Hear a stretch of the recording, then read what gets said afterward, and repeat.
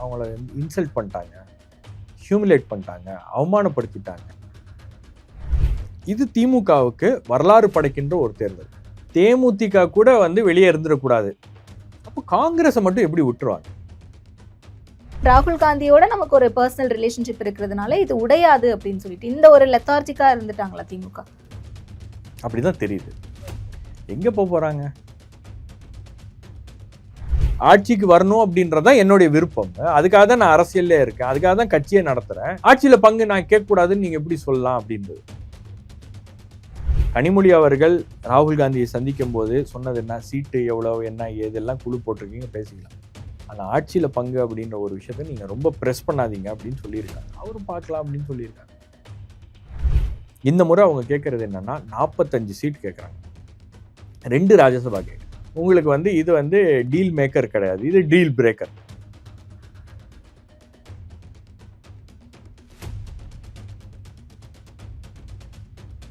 இப்போது புதிய அறிமுகம் ஆச்சி ஹோட்டல் சாம்பார் 50 கிராம் ரூபாய் 20 மட்டுமே. வணக்கம் சார். வணக்கம். திமுக காங்கிரஸ் கூட்டணிக்குள்ள என்ன நடக்குது அப்படிங்கிறது ரொம்ப பரபரப்பாவே போய்கிட்டு இருக்கு. திமுக தொகுதிகள் பங்கீடு குறித்தான பேச்சுவார்த்தை தொடங்கிய பிறகும் கூட இன்னைக்கு ஒரு சலசலப்பு இருந்திருக்கு அப்படின்னு சொல்லலாம். கிரீஷ் சோடங்கர் அவர்களுடைய அந்த பேட்டிக்கு பிறகு திரும்பவும் நாளைக்கு பேச்சுவார்த்தை நடத்த போறதா சொல்றாங்க. என்ன முடிவாகும் நினைக்கிறீங்க? இதுக்கு ஒரு எண்டு கார்டே இல்லையா அப்படின்ற மாதிரி தான் போயிட்டே இருக்கு அப்படின்னு தான் பார்க்குறேன். அதாவது டிசம்பர் மாதம் 3ஆம் தேதியே இவங்க குழு அமைச்சிட்டாங்க. ஏன்னா டிசம்பர் மாதத்துலேயே அதுக்கு முன்னாடியே இந்த கூட்டணிக்குள்ள அந்த சலசலப்புகள் வர ஆரம்பிச்சிருச்சு. திமுகவுக்கும் இது தெரியுது. அப்போது இந்த மாதிரி தொடர்ச்சியாக நிர்வாகிகள்லாம் பேசுகிறாங்க. ஒரு மாதிரி உள்ளுக்குள்ளே ஏதோ ஒரு சலசலப்பு இருக்குது அப்படின்னு ஒன்னே தான் திமுக தரப்புலேருந்து தான் பேசுகிறாங்க. நீங்கள் கூட்டணிக்கான ஒரு குழுவை ஏதாச்சும் உருவாக்குனீங்கன்னா இந்த பேச்சுக்கள்லாம் அடங்கிரும். ஏன்னா திமுக கூட்டணியோட தான் நாம் உறுதியாக இருக்கோம் அப்படின்றத அது கன்வே பண்ணும், எல்லாருமே அமைதியாயிருவாங்க அப்படின்னு நினச்சாங்க.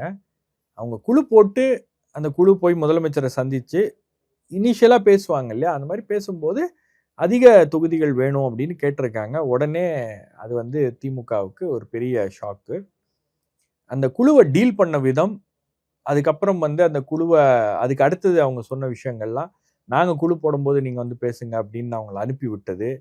அதுக்கப்புறம் குழு போடுங்க அப்படின்னு இவங்க சொன்னதுக்கு பிறகு கூட குழு போடாமல் கிட்டத்தட்ட ஒரு 80 நாள் அந்த இது 77 நாள் பேச்சுவார்த்தை 80 நாள் கிட்ட ஆயிடுச்சு.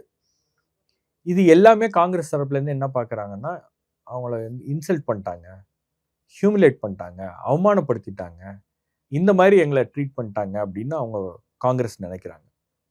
இன்னொரு பக்கம் காங்கிரஸை தான் நம்ம அதிகமாக நம்பியிருந்தோம். ஏன்னா இன்னொரு முறை ஆட்சிக்கு வரணும் அப்படின்னும் போது காங்கிரஸை மனசில் வச்சுக்கிட்டு அதுக்கேற்ற மாதிரி தான் நாங்கள் திட்டங்களை போட்டிருந்தோம். எங்களுக்கு கூடுதலான இடங்கள் வேணும் அப்படின்னா இவங்க பேக்டோர் சேனல்ஸில் யூஸ்வலாக பேசுவாங்க, அப்படி பேசி கேட்டிருக்கலாம். ஆனால் வெளிப்படையாக போய் ஆட்சியில் பங்கு இங்குலாம் போய் பேசி தலைவரை டென்ஷன் பண்ணி இந்த அளவுக்கு மோசமாக இவங்க திமுகவை நெருக்கடிக்குள்ளாக்கிட்டாங்களே அப்படின்ற கோபம் ரொம்ப அதிகமாக இருக்குது. போனா போட்டும் அப்படின்ற மனநிலைக்கு பாதி திமுக காரங்க வந்துட்டாங்க அப்படின்ற அடிப்படையில் இந்த பிரச்சனை இருக்கு. இப்போ இந்த பிரச்சனை எப்படி சரி செய்யப்படும் அப்படின்றது திமுகவுக்கும் ஒரு சேலஞ்சு, காங்கிரஸுக்கும் ஒரு சேலஞ்சு. இதுதான் நிலைமை இன்னைக்கு. திமுகவில் ஒரு சலசலப்பு இருக்கு, காங்கிரஸ் போனா போகட்டும் அப்படின்ற முடிவுக்கு வந்துட்டாங்கன்னா தலைமை அந்த ஒரு முடிவுக்கு வந்திருக்காங்களான்ற ஒரு கொஸ்டின் இருக்குல்ல. சரி, உங்களுக்கு ஒரு தேர்தல் நடக்கும்போது, ஒரு முக்கியமான தேர்தல் திமுகவுக்கு, தேமுதிக கூட வெளியே இருந்துடக்கூடாது.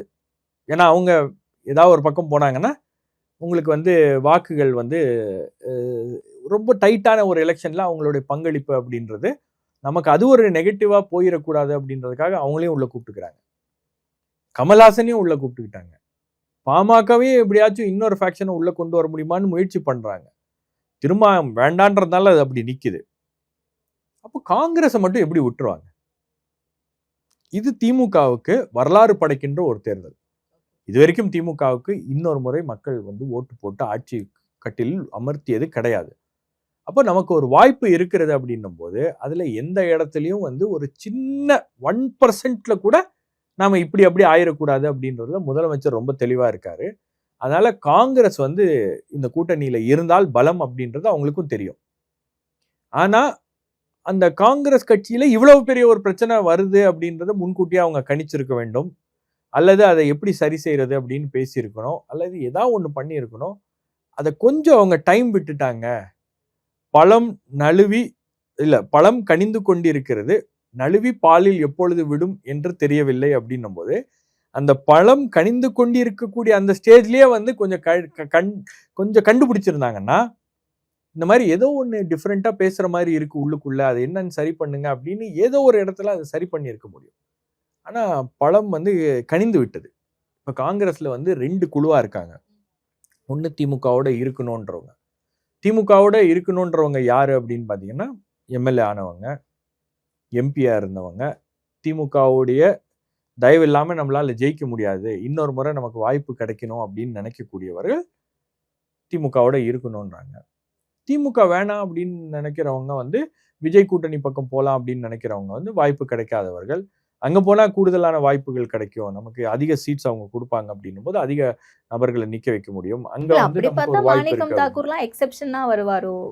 எம்பி ஆனவங்க, எம்எல்ஏ ஆனவங்க எல்லாரும் வந்து திமுகவுக்கு வாய்ப்பு கிடைச்சதுன்னு ஆதரிக்கிறாங்கன்னு சொல்றீங்க. அப்ப எம்பியா இல்ல இருக்கக்கூடிய அதுல மாணிக்கம் இன்னொன்னு, தாக்கூர் நீங்க இன்னொரு முறை நிக்கணும்ன்றவங்க இன்னொரு முறை நிக்க வேண்டாம்னு நினைக்கிறவங்க ஓகே, அப்படி கூட அப்படி எடுத்தீங்க. ஓகே, மாணிக்கம் ஓகே. டாக்கூர் அந்த சீட்டு கிடைச்சவங்க, சீட்டு கிடைக்காதவங்க. பிரவீன் சக்கரவர்த்தி அந்த கேட்டகரியில சீட்டு வந்துருவாரு. கிடைக்காதவர். நிக்கணும்னு நினைக்கிறவங்க, நிக்க கூடாதுன்னு நினைக்கிறவங்க மாணிக் தாக்கூர் வந்து அந்த கேட்டகரியில வந்துருவாருன்னு வச்சுக்கோங்களேன்.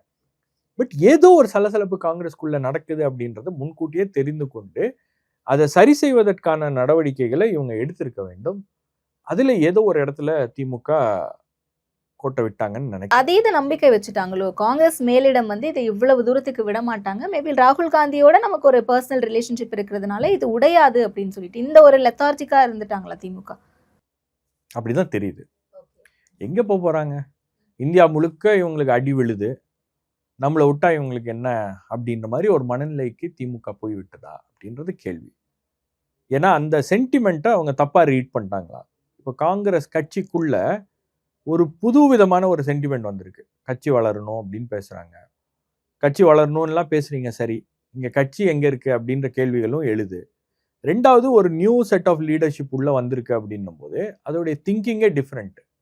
நீங்க குலாம் நபி ஆசாத், பிரணாப் முகர்ஜி, அதுக்கப்புறம் மற்றவர்கள் இருந்த காலகட்டம், காங்கிரஸ்ல இருந்த காலகட்டம் அப்படின்றது வேற. இன்னைக்கு வந்து புதிய நபர்கள் உள்ள வந்திருக்காங்க, புதிய தலைவர்கள் உள்ள வந்திருக்காங்க, புதிய ஐடியாஸ் உள்ள வந்திருக்கு அப்படின்னும் போது எஸ், காங்கிரஸுக்கு வந்து ஒரு பெரிய பின்னடைவு இந்தியா முழுவதும் இருக்கு. பின்னடைவுகளை சந்தித்து கொண்டு ஏதோ ஒரு கட்சிக்கு பின்னாடி நாம நின்றுட்டே இருக்கணுமா, அல்லது நம்ம வந்து ரிவைவ் பண்ணுமா அப்படின்னா இன்னைக்கு வந்து ரிவைவல் அப்படின்னு பேசுறாங்க. இப்போ அதுல தான் வந்து இந்த இடத்துல நாம கூடுதல் இடங்களை கேட்டே ஆக வேண்டும், கூடுதல் இடங்கள் நாங்களுக்கு கொடுங்க அப்படின்றது தான் வந்து ஒரு கோரிக்கை வைக்கிறாங்க. ஆட்சியில பங்கு கேட்கறது தப்பு இல்லையா? அது எப்படி தப்பு அப்படின்னு சொல்ல முடியும் அப்படின்றது அவங்களுடைய வாதம். என் கட்சி ஆட்சிக்கு வரணும் அப்படின்றதான் என்னுடைய விருப்பம். அதுக்காக தான் நான் அரசியல்ல இருக்கேன், அதுக்காக தான் கட்சியை நடத்துறேன். ஆட்சியில பங்கு நான் கேட்கக்கூடாதுன்னு நீங்க எப்படி சொல்லலாம் அப்படின்றது நியாயமான டிமாண்ட் தானே. எந்த அரசியல் கட்சி ஒரு கவுன்சிலரா ஒருத்தர் வந்து ஒரு தேர்தலில் போட்டிடுறாரு அப்படின்னா எதுக்காக போட்டிடுறாரு? ஜெயிக்கணும், கவுன்சிலர் ஆகணும்னு தானே போட்டிடுறாரு. இப்போ அதே மாதிரி தானே ஒரு அரசியல் கட்சியை நான் நடத்துறேன் அப்படின்னா எனக்கு வந்து ஜெயிக்கணும், ஆட்சியில் அதிகாரத்தில் வரணும், அதிகாரத்தில் பங்கு வேணும் அப்படின்றது கேள்வி. இது எப்படி கேட்கவே கூடாத ஒரு டிமாண்ட் அப்படின்னு நீங்க எப்படி சொல்லுவீங்க அப்படின்றது ஒரு ஈகோ இஷ்யூ. இன்னொரு பக்கம் பார்த்தீங்கன்னா, போன தடவை எங்களுக்கு வந்து 25 சீட் கொடுத்தீங்க. என்ன சொன்னீங்க? நீங்க வந்து அதிக இடங்கள்ல போட்டியிடணும்னு நீங்க, நாங்க 25 சீட்டுக்கு ஒத்துக்கிட்டோம். போன தடவை எங்களுடைய காங்கிரஸ் கட்சி பலவீனமா தான் இருந்துச்சுன்னு வச்சுக்கோங்களேன். இந்த முறை அவங்க கேட்கறது என்னன்னா 45 சீட் கேட்கறாங்க, 2 ராஜ்யசபா கேட்கறாங்க. ஓகே, இந்த 45 சீட்டு 2 ராஜ்யசபானாலே உங்களுக்கு வந்து இது வந்து டீல் மேக்கர் கிடையாது, இது டீல் பிரேக்கர். நீங்க 2 சீட்லாம் ராஜ்யசபா சீட் எப்படி கேட்பீங்க? இதெல்லாம் திமுகவுக்கு ஒரு கோபமாக இருக்கிறது. நீங்க வந்தா வாங்க, பேசினா பேசுங்க, இல்ல பேசுங்க, நாங்க பேசுறோம். நீங்க இல்லாம இந்த தேர்தலை சந்திக்கிறது அப்படின்ற மனநிலை கூட சில திமுக போயிட்டாங்க. கூட்டணி உடைஞ்சா அப்படியே உடைஞ்சிட்டு போகுது அப்படின்ற மனநிலைக்கு காங்கிரஸும் வந்துட்டாங்க. ஏன்னா அவங்களுக்கு ஒரு ஆப்ஷன் இருக்கு, தாவேகா. தாவேகாவோட பேசிட்டு இருக்கோம், தாவேகாவோட பேச்சுவார்த்தை அப்படின்றது வந்து ஃபார்மலா நடக்கலனாலும் ஒரு பேக்டோர் நெகோசியேஷன்ஸ் ஏதோ ஒன்று போயிருக்கு அப்படின்னு ரொம்ப கிளியரா தெரியுது. ஸோ அந்த அடிப்படையில் இந்த விஷயங்கள்லாம் வந்து அங்கதான் வந்து இது எல்லாமே வந்து நிக்குது. ஓகே, அப்ப இவ்ளோ நாள் வைக்காத பவர் ஷேரிங் அப்படின்ற ஒரு டிமாண்ட காங்கிரஸ் வந்து டிஎம்கே கிட்ட வைக்கிறாங்கன்னா, அதுக்கு விஜய் பவர் ஷேரிங் அப்படின்ற ஒரு ஆஃபர் வச்சது ஒரு ரீசன் எடுத்துக்கலாமா? இல்ல நீங்க சொன்ன மாதிரி டிஎம்கே ரீசன்ட் டேஸ்ல காங்கிரஸை ட்ரீட் பண்ற விதம் சரியில்ல, அதனால காங்கிரஸ் கோவத்துல இருக்காங்க அப்படின்றத எடுத்துக்கலாமா? இல்ல உண்மையாவே இந்த சீட் ஷேரிங்ல இருக்கக்கூடிய பிரச்சனை, அதுல இருக்கக்கூடிய அந்த நெகோசியேஷன்ஸ் தான் காரணமா? இல்ல நீங்க பவர் ஷேரிங் அப்படின்ற ஒரு விஷயம் வந்து பொது வெளியில பேச மாட்டாங்க. ஒரு கூட்டணி அப்படின்னு உருவாகும் போது கூட பவர் ஷேரிங் அப்படின்னு பேசவே மாட்டாங்க. திமுகவும் பேசாது, அதிமுகவும் பேசாது. ரொம்ப கிளியர் அவங்க பவர் ஷேரிங் அப்படின்றது நோ, முடியவே முடியாது. அது தமிழ்நாட்டுக்கு எடுபடாது. அப்படி பவர் ஷேரிங் அப்படின்னு நீங்க பேசுனீங்கன்னா கூட அது வந்து தமிழ்நாடு மக்கள் ஏற்றுக்கொள்ள மாட்டார்கள். அது தமிழ்நாடுல ஒரு பெரிய அளவுக்கு பேக் ஃபயர் ஆகும் அப்படின்றதெல்லாம் வந்து அவங்க ரொம்ப கிளியரா இருக்காங்க. இப்ப அந்த இதுல பவர் ஷேரிங் அப்படின்ற ஒரு விஷயத்த விஜய் பேசினதுக்கு பிறகு விஜய் வந்து ஏதோ ஒரு இடத்துல ஆசையை தூண்டிட்டாரு. இப்ப பிஜேபியும் அதை பேசுது, காங்கிரஸும் அதை பேசுது, திமுகவும் அதிமுகவும் அது கொடுக்க மாட்டோன்றாங்க. அப்ப கொடுக்க மாட்டோம் அப்படின்னும் போது ஏதோ ஒரு இடத்துல இது ஒரு சலசலப்பை ஏற்படுத்தி இது வந்து ஒரு கூட்டணியை உடைக்கிற அளவுக்கு போகுமா, அல்லது கூட்டணிக்குள்ள வந்து ஒரு விதமான ஒரு அசாதாரண சூழ்நிலை ஏற்படுத்துமா? எது ஏற்படுத்தினாலும் அது அவங்களுக்கு லாபம்னு நினைக்கிறாங்க டிவிக்கு. அதனாலதான் அந்த டிமாண்டையே அவங்க வந்து முன் வச்சது. கேட்டா நீங்க எப்படி ஆட்சியில பங்கு கொடுக்க மாட்டேன்னு சொன்னீங்களோ அதே மாதிரி ஆட்சியில பங்கு கொடுக்கறது எங்களுடைய பாலிசி டிசிஷன்றாங்க தாவேகா. பட் பொலிட்டிக்கலா அவங்க ஒரு மூவ் பண்ணியிருக்காங்க. அந்த மூவுடைய தாக்கம் என்பது இந்த 2 கூட்டணிகள்லயும் வந்து உருவாயிருச்சு. உருவானதுனால இந்த கூட்டணிக்குள் பிரச்சனை இருந்துகிட்டே இருக்கு. அது எவ்வளவு பெருசா பூதாகரமா வெடிக்க போகுது அப்படின்றது தெரியல. பட் காங்கிரஸ்ல திமுக கூட்டணியில இந்த பிரச்சனையே வராது அப்படின்னு நினைச்சாங்க. ஆனா வந்துருச்சே. ஆட்சியில பங்கு 2021 கேட்கல, 2024 கேட்கல, 2026 மட்டும் கேட்கறாங்க அப்படின்னா காங்கிரஸும் ஏதோ சர்வே எல்லாம் எடுத்திருக்காங்க. தாவேக்காவோட போனோம்னா நமக்கு வந்து வாய்ப்புகள் அதிகமா இருக்கு, நமக்கு கொஞ்சம் நல்ல மொமெண்டமா இருக்கும் அப்படின்னு அவங்க ஃபீல் பண்றாங்க. ஸோ அந்த இதை வந்து நாம எப்படியாச்சும் இதுல வந்து இந்த வாய்ப்பை விட்டுறக்கூடாது. 2006 எங்களுக்கு ஒரு வாய்ப்பு கிடைச்சு அப்ப தவற விட்டோம், இப்ப தவற விடக்கூடாது. இந்த வாய்ப்பை வந்து நாம பயன்படுத்தி கொள்ள வேண்டும். இதன் மூலமாக கூடுதல் இடங்களை பெறுவது, அதே மாதிரி கூடுதல் சீட்ஸை வாங்கிட்டு அதுல ஜெயிக்கிறதுக்கான அத்தனை முயற்சிகளும் எடுக்கிறது. அது மட்டும் இல்லாம உங்களுக்கு ஆட்சியில பங்கு அப்படின்ற ஒரு விஷயம் வந்துச்சுன்னா ஒரு ஹங் அசம்பிளி மாதிரி சிச்சுவேஷனோ, அல்லது திமுகவுக்கு ஒரு அப்சல்யூட் மெஜாரிட்டி கிடைக்கல, காங்கிரஸ் தயவோட தான் ஆட்சி அமைக்கணும் அப்படின்னா இது ஒரு ப்ரீ கண்டிஷனா நம்ம இப்பவே பேசிட்டோம் அப்படின்னா நாளைக்கு ஆட்சி அமைக்கும் போது இந்த பிரச்சனையை வந்து இந்த விஷயத்த வந்து நம்ம பிரஸ் பண்ணலாம், கொஞ்சம் ஃபோர்ஸ்ஃபுல்லா பேசலாம் அப்படின்ற மாதிரி கொஞ்சம் யோசிக்கிறாங்க, ஸ்ட்ராட்டஜிக்கா யோசிக்கிறாங்க. திமுக அதுக்கு எதுக்கும் பிடி கொடுக்கல. நிறைய சீட் வேணும்னா அதுவும் முடியாது, இவ்வளவுதான் கொடுப்போம். 2 ராஜ்யசபாலாம் கிடையாது, 1 ராஜ்யசபா தான் கொடுப்போம்ன்றாங்க. இப்படிதான் வந்து போயிட்டு இருக்கு. இப்ப இது வந்து டீல் மேக்கரா அல்லது டீல் பிரேக்கரா அப்படின்றது உங்களுக்கு இந்த ராஜ்யசபா நாமினேஷனுக்கு முன்னாடி தெரிஞ்சிடும். ஓகே, ஆனா ரீசெண்ட் டேஸாவே காங்கிரஸ் எல்லா மாநிலங்கள்லயுமே ஏதோ ஒரு சீட் ஷேரிங்ல பிரச்சனை வர்றதுனால தொடர்ந்து அந்த கூட்டணிக்கான ஒரு வெற்றி வாய்ப்பு அப்படிங்கிறது இழந்துகிட்டே வரதை நம்ம பார்த்துட்டு இருக்கோம். இப்போ பீகார்ல கூட நம்ம ரீசெண்டா பார்க்கலாம், போட்டியிட்ட அதே இடங்கள்லயே சில இடங்கள்ல வேட்பாளர்களை நிறுத்தி காங்கிரஸ் போட்டியிட்டதுனால அங்க பெரிய தோல்வி இருந்துச்சு. இப்ப தமிழ்நாட்டுல ஒரு ஸ்ட்ராங்கான கூட்டணி, வெற்றி கூட்டணியில இருந்தும் காங்கிரஸ் இப்படியான டிமாண்ட் வைக்கிறது அது அவங்களுக்கு ஒரு பின்னடைவை ஏற்படுத்தணுங்கிறத காங்கிரஸ் உணர மாட்டாங்க. சரி, நீங்க ஒவ்வொரு தேர்தலையும் வந்து எந்த மாநிலத்திலையும் எந்த பின்னடைவையும் ஏற்படுத்தி விடக்கூடாதுன்றதுக்காக நீங்க வந்து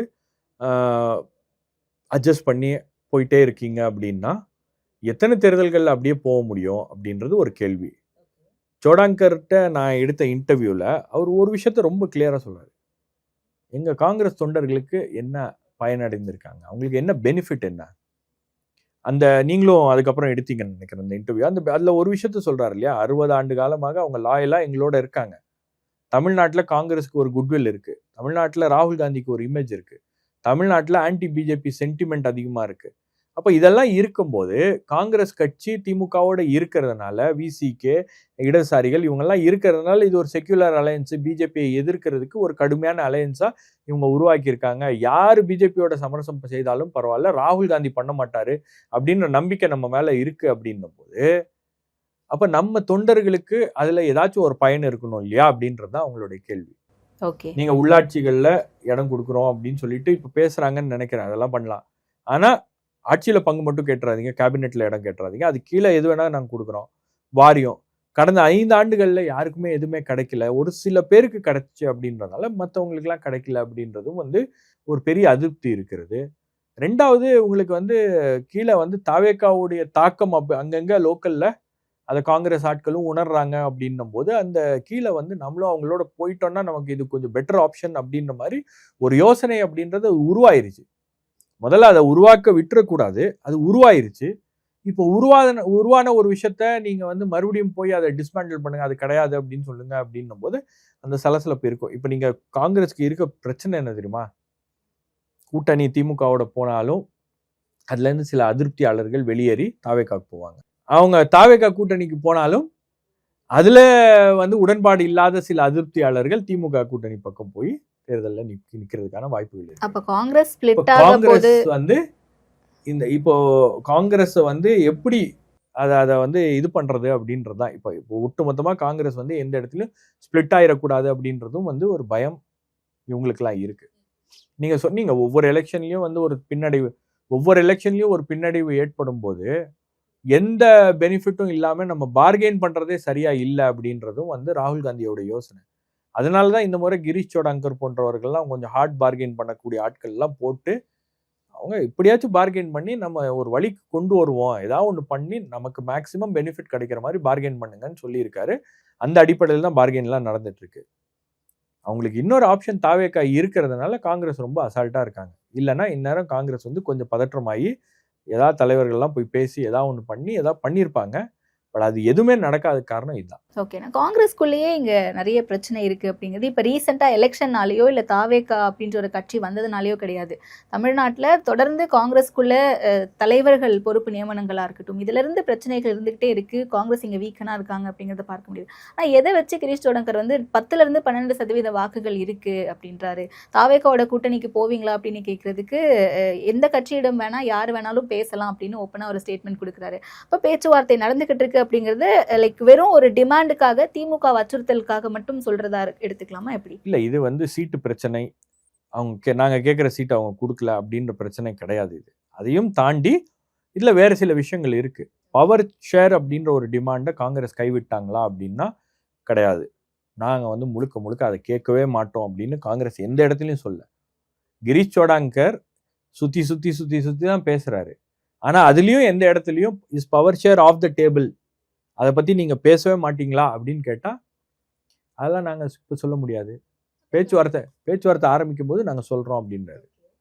இப்போ பேச்சுவார்த்தை ஆரம்பிக்கும் போது நாங்க சொல்றோம் அப்படின்னு அவர் சொல்லும் போது அதுல இருந்து நம்ம புரிஞ்சிக்க வேண்டியது என்னன்னா, ஃபார்மலா டாக் ஸ்டார்ட் ஆகும்போது இவங்க வந்து இதை கொண்டு வந்து டேபிள்ல வச்சுட்டாங்க அப்படின்னா ஆட்சியில பங்கு எங்களுக்கு வேணும், இதுல நாங்க உறுதியா இருக்கோம் அப்படின்னாங்கன்னா திமுக அதை மறுத்தே ஆகணும். நீங்க ஃபார்மலா பேசாத வரைக்கும் இதை வந்து வெளியே நீங்க மறுக்கலாம். ஃபார்மலா இவங்க இந்த ப்ரொபோசலை வச்சுட்டாங்க அப்படின்னா அது பிரச்சனை ஆயிரும்.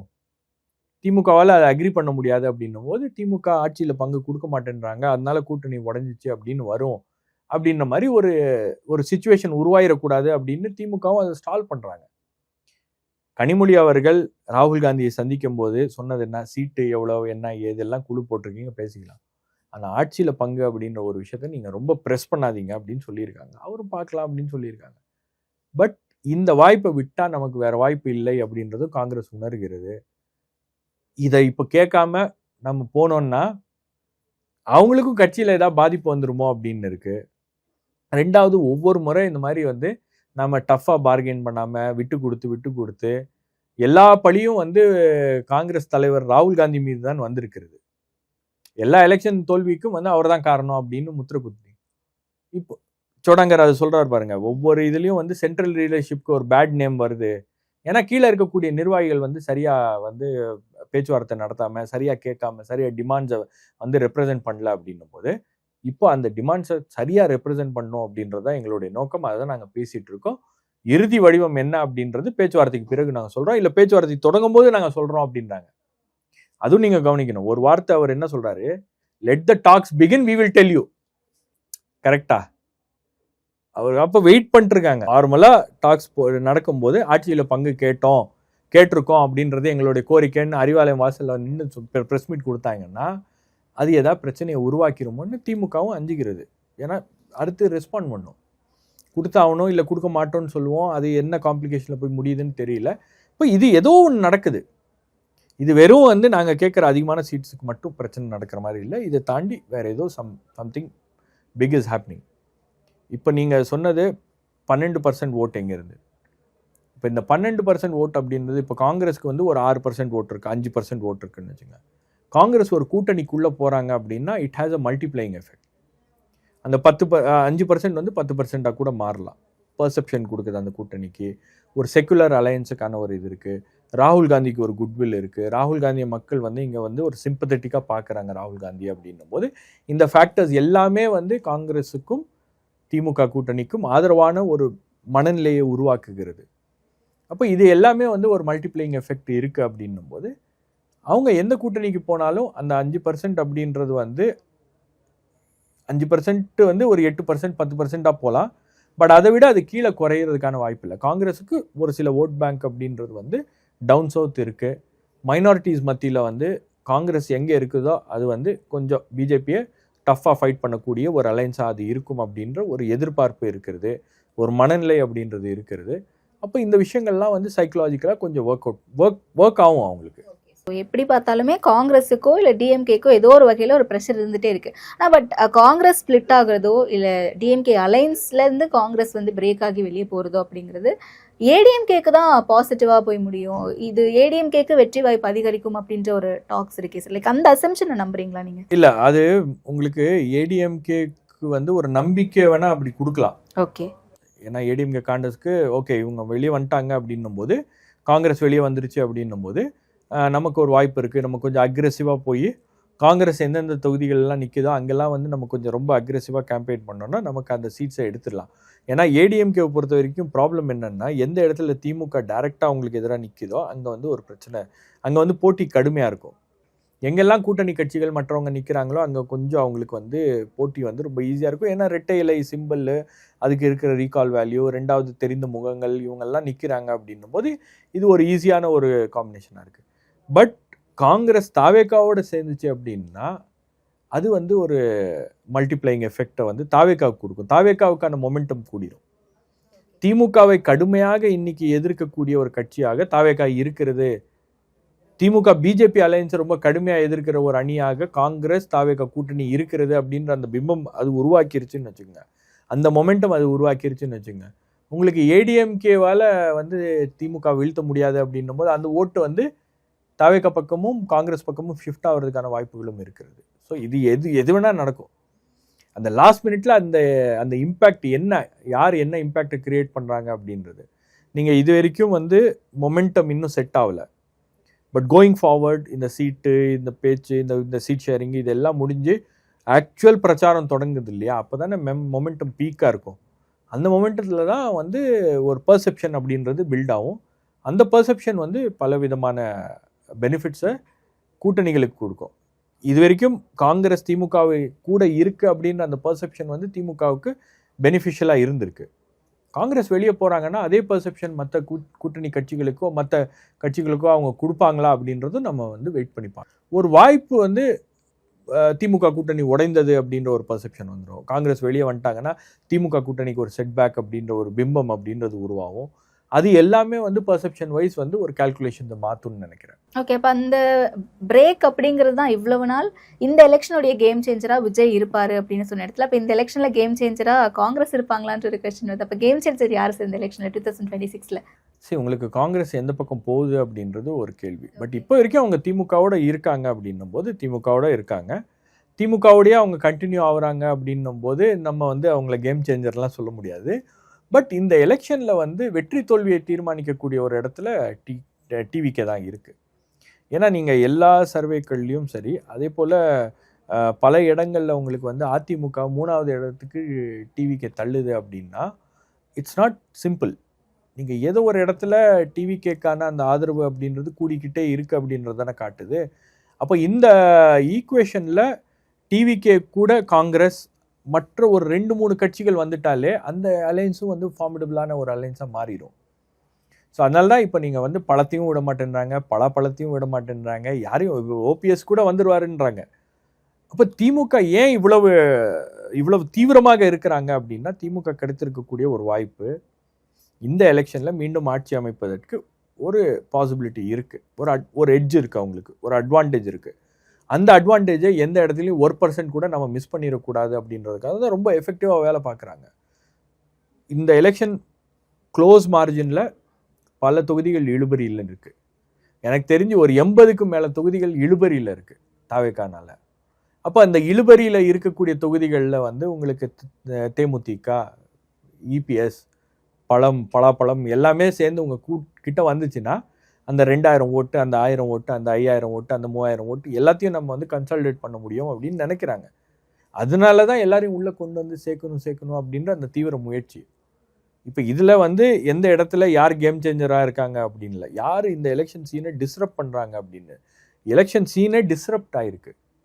நீங்கள் கேம் சேஞ்சர்னா கூட கொஞ்சம் வாக்குகளை இப்படி கொண்டு வர்றது வெற்றியை வந்து உறுதி செய்வதற்கான ஒரு ஒரு ஃபேக்டராக இருக்கும். டிவிகேன்றது தேர்தல் சீனையை டிஸ்ரப்ட் பண்ணக்கூடிய ஒரு ஃபேக்டராக இருக்குது. யார் எந்த தொகுதியில் யாருடைய வாக்குகளை அவர் பிரிக்கிறாரு, யாருடைய வாக்குகளை அதிகமாக பிரிக்கிறாரு, யார்கிட்டருந்து வாக்குகளை எடுக்கிறாரு அப்படின்றதெல்லாம் வந்து ஒரு மிகப்பெரிய கேள்விகளாக இருக்கிறது. ஸோ அது எப்படி பேன் அவுட் ஆகும் அப்படின்றது நம்ம இன்னும் கொஞ்சம் பெட்டராக எலெக்ஷன்ஸுக்கு அப்புறம் தான் பேச முடியும். ஓகே, அப்போ நிச்சயமாக என்ன நடக்கும் அப்படிங்கிறத பொறுத்திருந்து பார்ப்போம். நேரத்திற்கு ரொம்ப நன்றி. நன்றி.